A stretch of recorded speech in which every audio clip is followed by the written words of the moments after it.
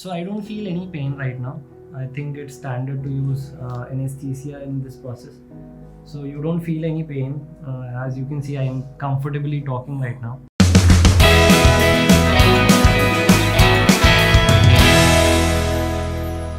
Hi everyone, my name is Digvijay, and today finally it's the day when I get my hair transplant done. So I'm here at Divine Cosmetic Surgery, and after 2-3 months of research, I've decided to trust my surgery with Divine, because Dr. Amit Gupta is the surgeon over here, and he has more than 8-10 years of experience performing more than 11,000 surgeries. After trusting him, I would like to basically tell you guys that today is the day. I'm a little nervous, so let's see how it goes.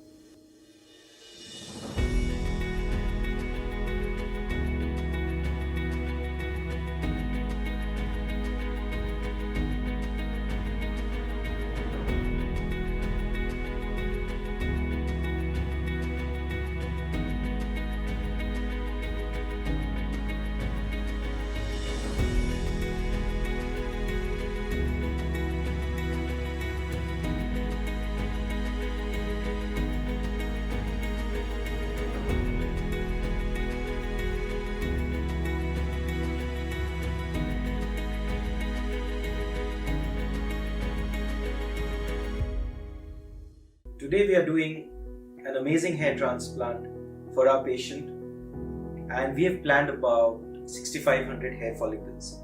So let me take you through all the steps of the procedures and fine aspects of today's hair transplant. So the first thing that we always do is discuss the marking with our patient. So as you can see, each millimeter of the marking is being meticulously planned, and every discussion is being done with the patient as to that patient's need.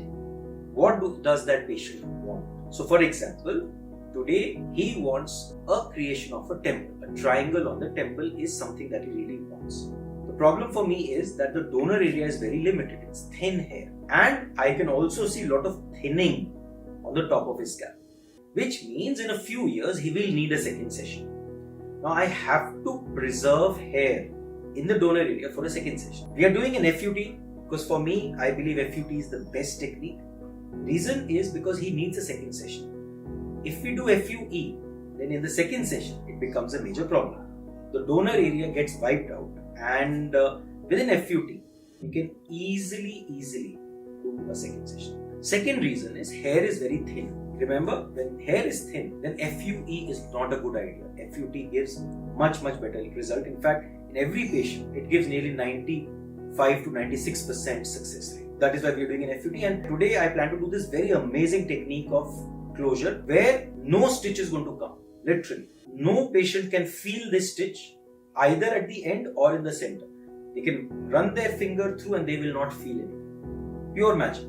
So this particular technique, especially for our hair transplant patients, is something that I do. Most patients complain of slight pain in the corners and they feel the stitch.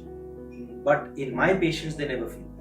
That is because I have modified it in such a way. Then the next steps, of course, are that we do the hair separation. Then the spacing. Spacing is the key part. The way I do the spacing, I do a zigzagging technique. I alternate it, front, back, in order to make it much more natural. And towards the front, the density is very high. I try to create as maximum density as is possible. And then we space out the rest of it. So we've reached the second phase of the transplant. So from donor to now transplanting the grafts is what's happening, as Dr. Amit just mentioned a few minutes ago. So I don't feel any pain right now. I think it's standard to use anesthesia in this process. So you don't feel any pain.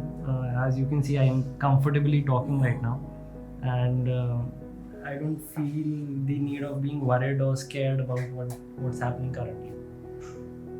So we'll catch up right after this, towards the end, so that I can share my experience in terms of how it went through.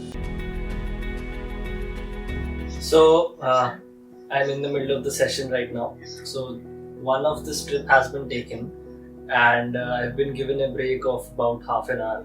It doesn't feel like anything right now because anesthesia was given. I didn't feel any pain at all. They've even staged it. I couldn't see, of course, but I couldn't feel, I couldn't see, so I'm going as forward. So they told me that stitches have been done, the grafts have been taken, and now the donor work has been done. So the next step would be to transplant them, and it's kind of halfway through right now, and I don't even realize it happened. So it's pretty much that you can relax in the middle, you don't feel pain, there's less impact. So I had my tea, I'm on my laptop right now. So until now, it's pretty relaxed. I'm very happy with the experience. Doctor also made me very comfortable. Small talks in the middle. We'll catch up right after the surgery. Let's see. Fingers crossed.